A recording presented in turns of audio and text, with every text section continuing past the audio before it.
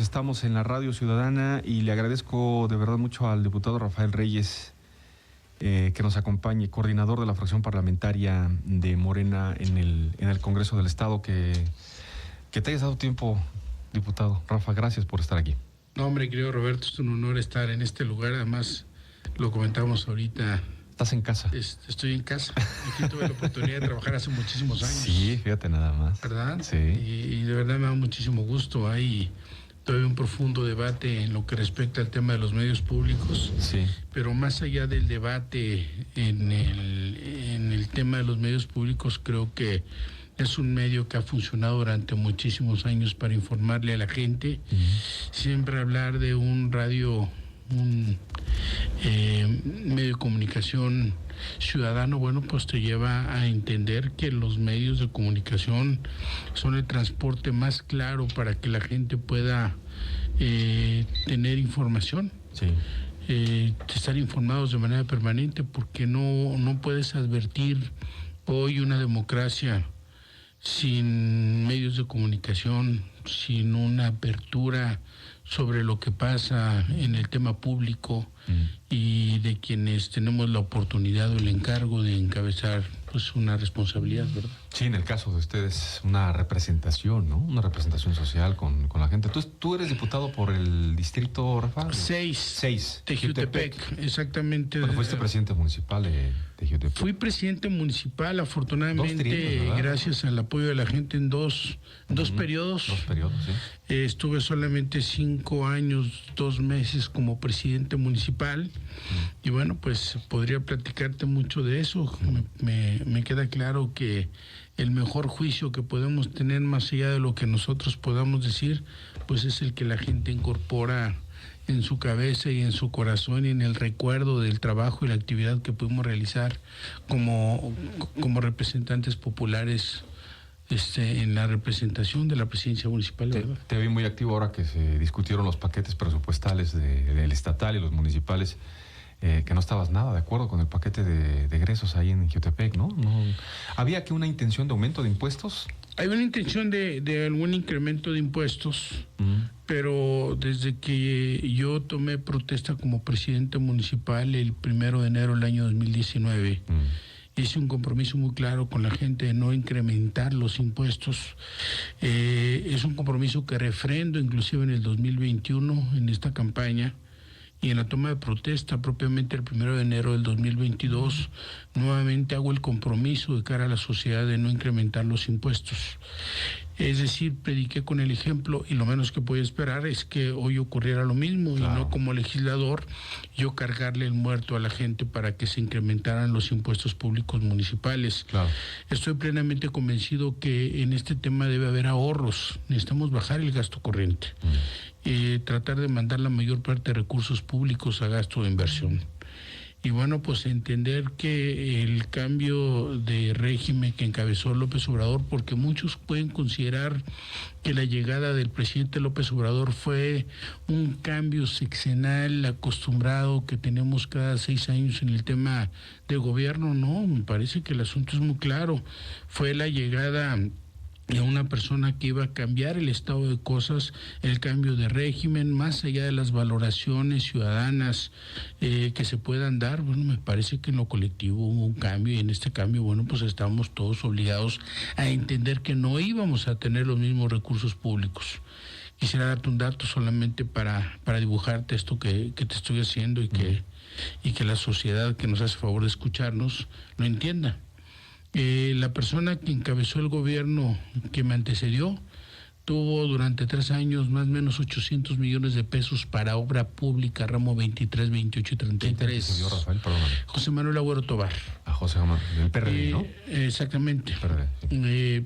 Yo solamente pude tener 102 millones de pesos en 3 años, solamente para dibujarte este cambio de régimen en el cual, bueno, ya no teníamos la conducción de un ramo 23 y 28, uno desapareció, otro ya no lo teníamos, y solamente teníamos los recursos del ramo 33. Eso modificaba, por supuesto, las reglas del juego en términos de poder hacer obras de infraestructura. Y bueno, pues había que batallar con el asunto de la deuda que nos había sido heredada. Qué tema ese de las deudas de los municipios, ¿no? ¿Cuánto heredaste de deuda tú? 700 millones de pesos. Eso te dejaron de deuda. Claro, 700 millones. O sea, la tiene que administrar el presidente municipal electo, pero en funciones, pero finalmente es una deuda que queda para la gente, ¿no? Claro, yo puedo presumir que soy... 700 millones de pesos. 700 millones de pesos. ¿Y de cuánto es el presupuesto anual de Jiutepec? Perdón. 600, yo concluí con 680 millones de pesos y empezamos con 630 millones de pesos. Anuales. Anuales, por supuesto. O sea, ya debes todo.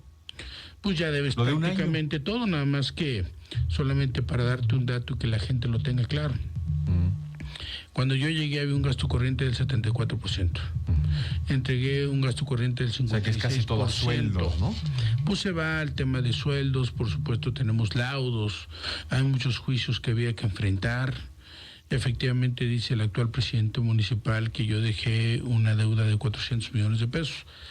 Fue menos, 360 millones de pesos, no solamente tomando en cuenta los registros contables, sino haciendo una valoración de todo lo que representaba en ese momento la deuda en general, laudos y algunos, 300, ¿no? Y algunos juicios. Bajamos 300, pero además somos una administración en la cual nunca se incorporaron más recursos a la deuda. Por el contrario, logramos bajarla. Yo siempre he sostenido. O sea, ¿no pediste deuda? No, nunca contraímos deuda pública, jamás. O sea, fue pagar lo de Agüero. Fue pagar una parte que no fue solamente esa administración, sino de varias administraciones atrás, que tenía que ver con juicios, con laudos y por supuesto con asunto de deuda pública. Sí, esa administración de Agüero, y para el ejemplo o para el olvido de lo que no hay que hacer otra vez más. Eso sí me tocó a mí vivirlo y sufrirlo porque... Personajazo. Imagínate, no solamente me heredan una deuda, sino y ahí están las pruebas. Sí, me dejan 260,000 pesos en las cuentas. Con la deuda de la segunda quincena del mes de diciembre y el aguinaldo que no se había pagado la primera y la segunda parte del aguinaldo. Tuve que ir a enfrentar la furia de los sindicalizados en aquel entonces y pedirles ahora sí que me dejaran pagarles en 12 meses sin intereses. Y la verdad es que la gente se comportó, los trabajadores, extraordinariamente bien, de manera muy sensible, entendieron el momento que estamos viviendo. Y bueno, esto nos permitió pues sacar adelante el tema del gobierno sin contraer deuda pública, ¿verdad? Es como una maestría, ¿no? Gobernar Jiutepec.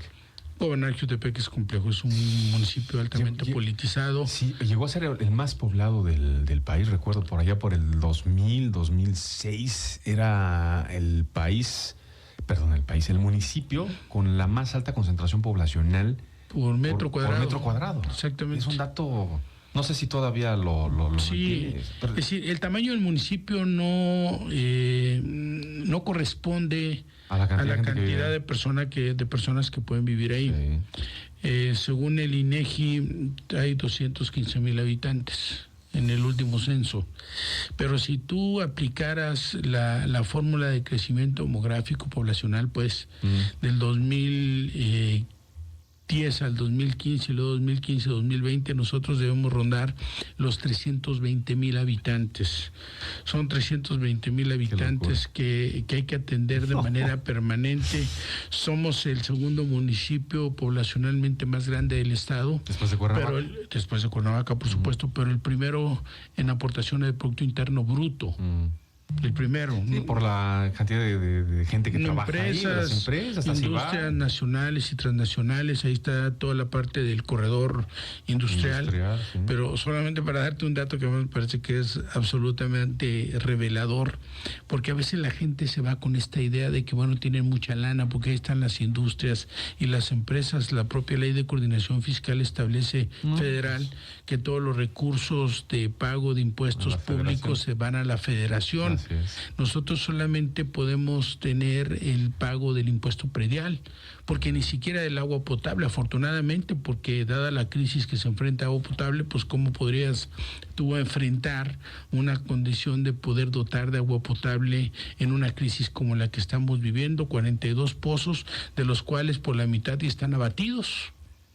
Pues vamos a enfrentar un problema de sequía muy grave, muy delicado. De eso hablamos esta semana, fíjate. El lunes hablamos de esto, en el marco del Día Internacional del Agua hablamos, o sea, el dato es que a 2040 Cuernavaca, la zona metropolitana, va a estar en una grave situación de sequía, de disponibilidad de agua para consumo humano. 2040, o sea, son 15 años, Rafa. Terrible, y tristemente pues no hay palabra de honor para perforar pozos y saber que va a haber efectivamente agua. Se hacen estudios geohídricos que nos permitan saber si efectivamente lo vamos a tener, pero no hay ninguna garantía. O sea, en Jutepec hay 42 pozos.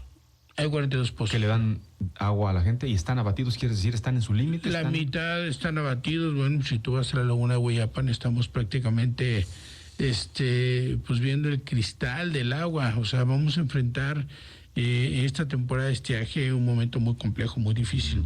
¿Qué tema? Por eso aventurarse a decir, yo voy a resolver el tema del agua, bueno, pues me parece verdaderamente absurdo. Y yo te diría una cosa, hablar no es gobernar. Son dos cosas completamente diferentes. No. Gobernar, estás hablando de estar sentado en un barril de pólvora de manera permanente, esperando todo lo que pueda venir. Porque bueno, pues esa es la magia de gobernar, muy complicado, muy difícil, en un momento de inseguridad delicado, con pocos policías, el propio reclutamiento de hombres al tema de la policía es muy complejo, pues porque no se quieren tampoco jugar la vida. Sí. En fin. Y para temas de seguridad y para temas como el que hoy te hemos convocado y te agradecemos, vamos a la pausa y regresamos. Es el 7º programa, Rafa, que le dedicamos hoy al análisis del tema en lo general del uso de la motocicleta como un medio de transporte, ¿no? Reconociendo que el fenómeno ahí está. Hemos hablado de los números. En esta mesa han estado distintos actores. Te mandamos información, ¿sí te llegó? Sí, claro, sí, por supuesto. Ahí está el antecedente. Y nos interesa mucho conocer qué piensan los legisladores. Porque además tienes este otro componente, tienes otra experiencia. Fuiste presidente municipal, o sea, conoces el problema también de cerquita. 7 programas con este diputado Rafael Reyes, en el que hemos abordado un tema que está a la vista de todos. O sea, cada vez hay más motocicletas en las calles. Es un medio de transporte ligero, económico, accesible. Cualquiera puede ir hoy a comprar una motocicleta, cualquiera, y sacarla, no le piden un solo documento. Puede pasar a casi un local en la esquina, comprarse un permiso y circular. Poca gente conoce el reglamento de tránsito. Aquí estuvo el director de tránsito de Jutepec, justamente, fíjate, estuvo aquí en este espacio para hablar de lo que marca el reglamento. Te digo una cosa, me sorprendió saber, entender, comprender que hay 30 y tantos reglamentos de tránsito en el estado y no uno solo, porque cada municipio tiene su reglamento de tránsito. Así es. ¿No? Entonces unos dicen una cosa, otros dicen otra cosa, en fin. O sea, finalmente, imagínate lo que es pasar de Cuernavaca a Jutepec, o de Jutepec a Cuernavaca, o de Cuernavaca a Temisco, y tener reglas distintas. Y luego, estadísticamente, de cada 10 motociclistas, 5 usan medianamente las condiciones de seguridad que marca el reglamento y 5 de plano no. O sea, de casco ni hablamos. El número de accidentes que le ha cobrado la vida a personas, a familias, niños incluidos, porque hoy todos vemos, ¿no?, cómo va la mamá, el papá. Hoy que venía para acá en autopista, vi a la mamá, al papá y a la niña adelante, sin casco los 3. Y de eso todos los días. Accidentes, personas que pierden la vida, problemas legales. Y todo esto que, así en resumen, te comento, es parte de la reflexión de lo que vamos hasta ahora con el tema. Y la pregunta es si esto requiere y les llama a que haya una revisión de lo que está en la legislación, Rafa. Sin duda, yo creo que hay que regularlo.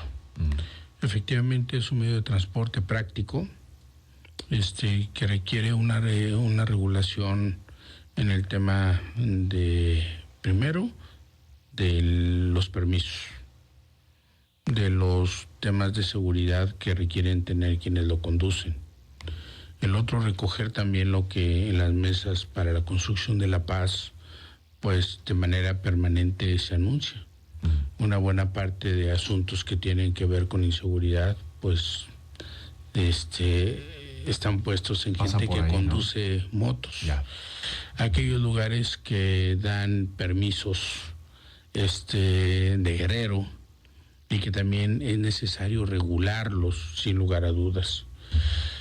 Cuando yo tomé protesta como diputado, hice un compromiso de que la mayor parte de las iniciativas que presentara habría de obedecer verdaderamente al interés colectivo. Y este es un interés colectivo, sin duda. Sin duda, claro. La gente que hoy ha visto una manera de vivir siendo DIRIS, etcétera, los repartidores, y que merecen absolutamente, claro. Sí, merecen todo nuestro respeto. Porque además es una manera de vivir en un momento muy complejo en términos económicos para las familias, por un lado. Y por el otro lado, pues todo lo que corresponde al asunto de utilizar la moto como un medio de transporte, ¿no? Con los excesos, como lo comentabas acertadamente hace un momento, 3 o 4 personas a veces en una moto. Sí.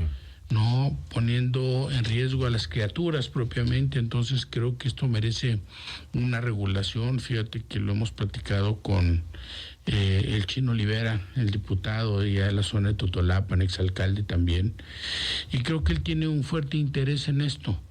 Hay que provocar que la regulación, tenga que ver con un asunto general, homogenizar el tema de la ley y no permitir que cada uno de los ayuntamientos al seno de los cabildos puedan tomar determinaciones que a la postre se antojan muy complejos, porque debe de haber una sola regulación y un solo ordenamiento sobre el uso y también cómo cuidar en el abuso de la motocicleta. ¿Te hace sentido esto de que cada municipio tenga su propio reglamento de tránsito? No me hace sentido. O sea, las policías de tránsito, yo entiendo que esto fue parte de algo que no funcionó bien en el pasado, porque te acordarás, en los años 80 había una policía de tránsito estatal.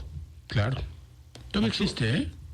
¿De tránsito estatal? Todavía existe tránsito estatal. Hoy no sé cómo esté manejándose, pero te voy a dar hasta la administración pasada sí existía. Hablamos a la coordinación de comunicación social hablamos a la Comisión Estatal de Seguridad. A la Secretaría de Seguridad Pública del Estado, perdón, era antes comisión, ahora es secretaría. Hablamos para buscar quién nos hablaba del tema. Nos dijeron, no, nosotros no tratamos, son los municipios. Esa fue la respuesta que tuvimos en la Secretaría de Seguridad Pública Estatal. ¿En la actual administración? En la actual administración. Okay. Sí, tocamos la puerta en todos lados. Estamos tocando las puertas en todos lados, como la tocaría un ciudadano, Rafa. Desconozco si haya cambiado, pero hasta la administración pasada existía una dirección de tránsito que también era un problema muy delicado, porque tratar de generar la coordinación entre los municipios y quien se encontraba en la cabeza... no lo logras, ¿no? Claro. ¿Tú te acuerdas cuando veía uno eran tamarindos, les decíamos? Claro. Una de esas patrullas estatal, te veía una carretera estatal, ¿qué hacías? Si ibas a exceso de velocidad, le bajabas la velocidad. Claro. Después, claro, hubo todas estas quejas y prácticas de corrupción y como siempre, que terminó derivando que mejor que cada quien tenga su policía municipal. Pero ya han pasado de eso 30 años, Rafa, y no funciona. Porque efectivamente lo que hay es descoordinación. Cada quien es como un territorio independiente, ¿no? Claro. En la práctica. Claro. Y nosotros lo que estamos proponiendo es que haya apertura al diálogo. Abrir los micrófonos, los espacios que sean necesarios para conversar todas las posturas y las posiciones y encontrar, no por imposición, ni por idea, ni por ocurrencia, sino por lo que sea lo más práctico, algo que se ha llevado no solamente a la ley, sino un tema de cultura, porque la gran conclusión de este ejercicio, Rafa, hasta ahora es que nos hace falta cultura vial. Claro. ¿Cómo la construimos, no? Mira, yo te diría varias cosas. Como presidente municipal, uno de los temas que sin duda peleas, es quedarte todavía con el manejo de tránsito, porque es un ingreso. Sí, por multas, sí. Es un ingreso. Sí. La otra, esto ha provocado una serie de descoordinación entre las policías, me refiero al tema de tránsito. La tarea que le toca al actual gobierno no es sencilla, es un tema muy complejo. La herencia es muy difícil de poderla controlar, creo que van poco a poco. La gobernadora propiamente, en el caso particular de movilidad y transporte, bueno, pues ha tenido que poner un dedo en la llaga para ir atendiendo y resolviendo un problema que no era de ahora, que trataba de muchísimos años, esa es la verdad. Y que en este momento, bueno, pues ahí van. Por supuesto que hay quienes están en acuerdo o en desacuerdo. Igualmente tiene que ver con el asunto del uso del tema de la motocicleta. Yo propongo inclusive que en el próximo programa podamos estar aquí, tu servidor, si me invitan, claro.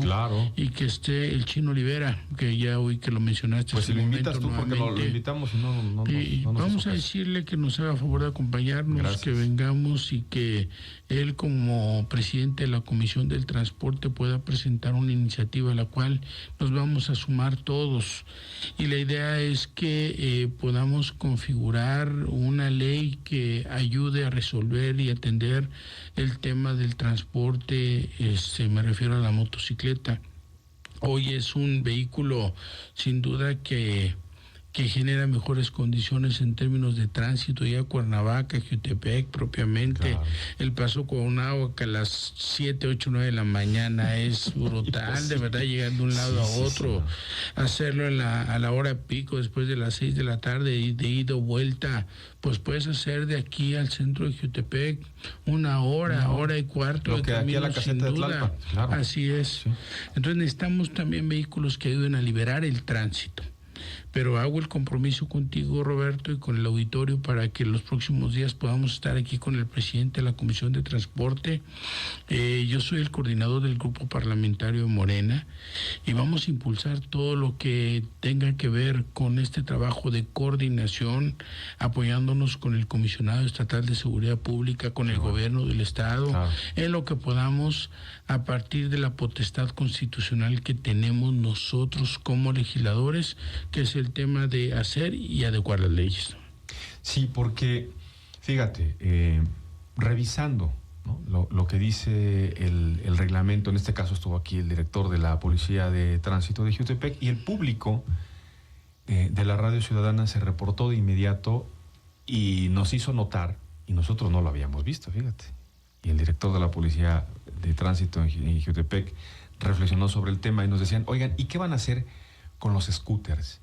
Que son estos motonetas, como patín del diablo. Motorizados, okay. Fíjate. Son patines del diablo, así literalmente son estas pues casi patinetas que tienen un motorcito. Y decía el director de la Policía de Tránsito de Jutepec, decía, bueno, lo que el reglamento dice es que todo vehículo motorizado debe estar reglamentado. Pero cuando uno va al detalle de lo que debe tener, por ejemplo, una placa, un scooter no la debe de tener. O no está contemplado que la tenga. Claro. Pero ya se están vendiendo, Rafa. Entonces, si ahora estamos teniendo el fenómeno de los vehículos, de las motocicletas o las cuatrimotos, viene el otro tema, que en la Ciudad de México ya es un asunto, ¿eh? Claro. De los scooters en Polanco, con las características que tiene la Ciudad de México, que no son las que tiene ni Cuernavaca, ni Jutepec, ni Temisco. Son diferentes. Claro.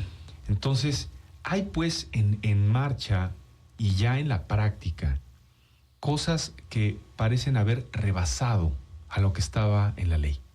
Por eso se nos hacía tan importante platicar con alguien en el Congreso.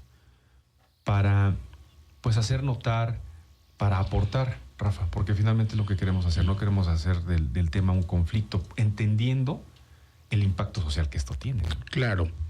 Mira, no soy el presidente de la Comisión de Transporte, pero en mi responsabilidad y además al coordinar un grupo parlamentario y abusando de la extraordinaria relación que tengo con el presidente de la Comisión de Transporte, hagamos un trato, dejemos una tarea para elaborar una iniciativa, así lo comentaré en un rato más con mi compañero diputado, para que esa iniciativa, bueno, pues se pueda venir a explicar estos micrófonos y que se vea que este programa sirvió y funcionó a partir de la demanda ciudadana para algo. ¿Qué te parece?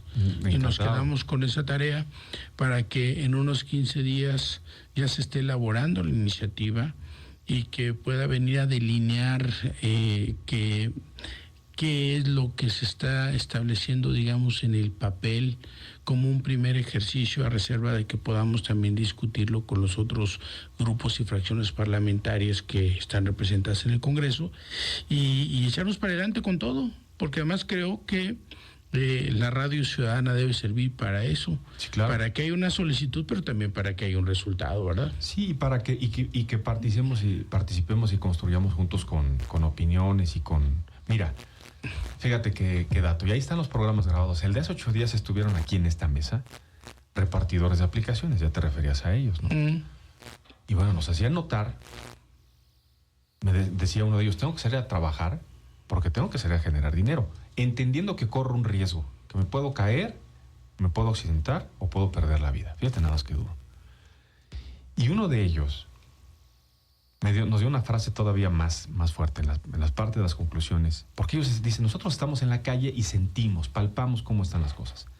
Entendemos que hay, como en todo, como en coches, como en taxis, como en rutas, como en motos, buenos conductores, malos conductores y pésimos conductores. O sea, hay de todo.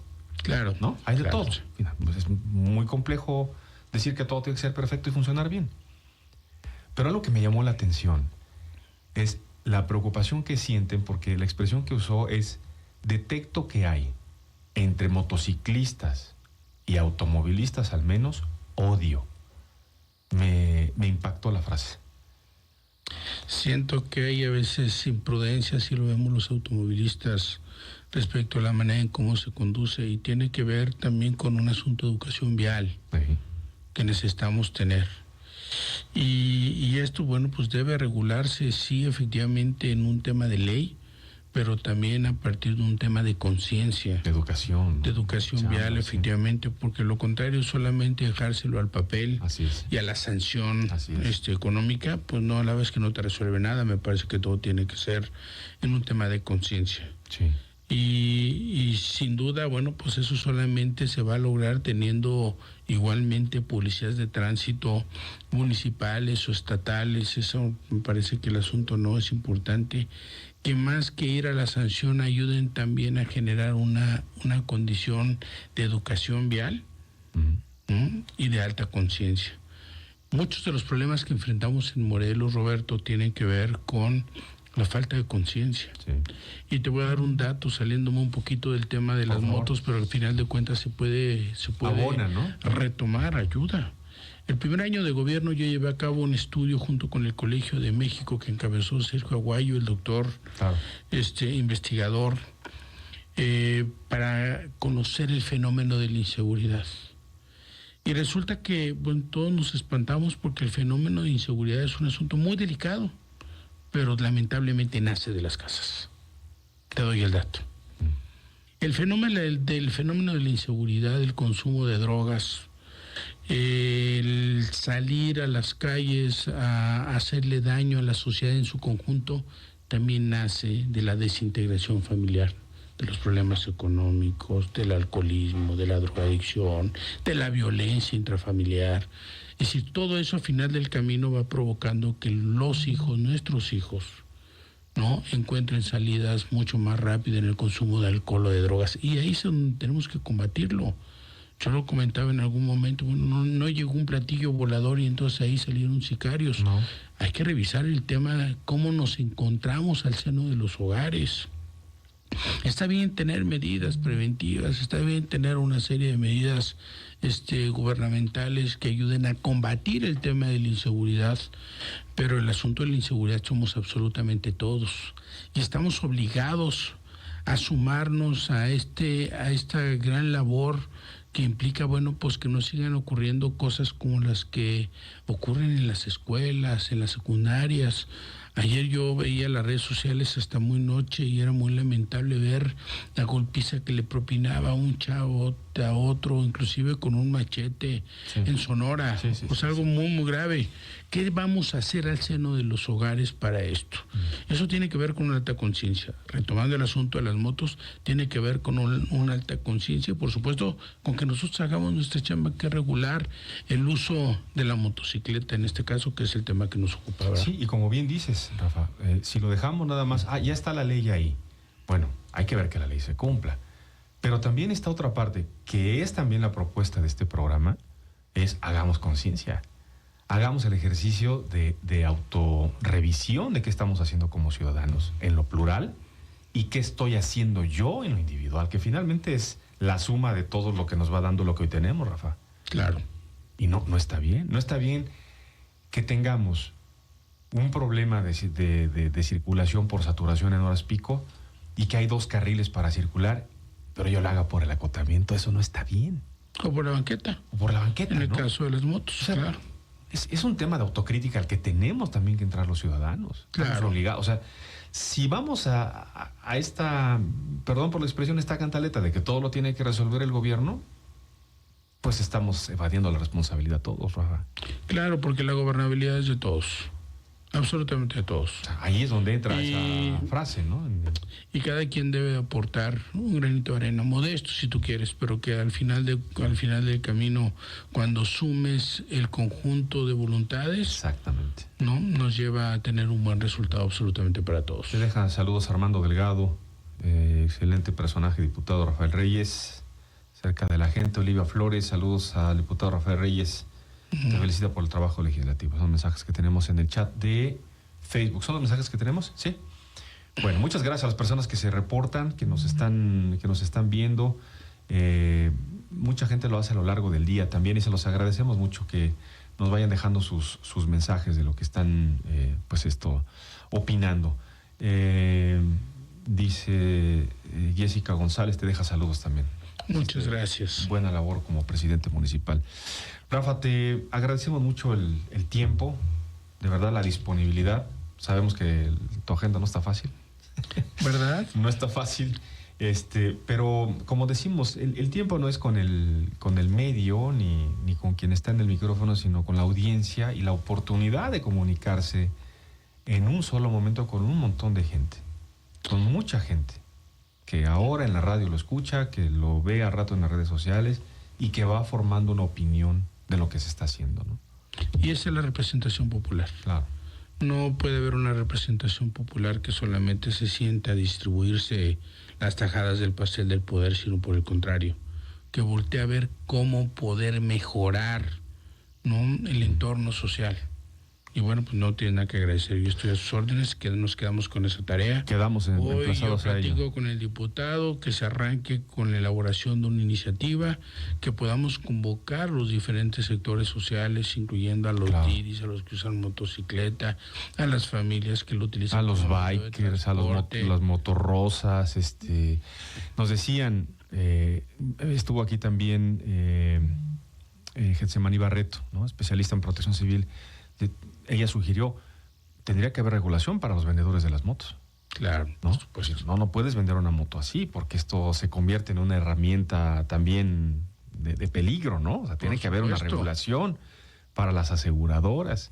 Y este tema que ya nos diste tarea a la Radio Ciudadana, Rafa, la producción, para abordar desde lo que han capturado con información en las mesas para la construcción de paz. Me parece que hay información también muy valiosa ahí sobre este tema de las motos también. Y voltear a ver también, claro, y voltear a ver también la iniciativa de la propia presidenta Claudia Sheinbaum respecto al tema de tener aseguradas aquellas motos que sirven para este servicio de distribución de comida, de una serie de productos, etcétera. Ahí nos va marcando la pauta. Rafa, muchas gracias. Un honor, muchas gracias. Que tengas muy buen día.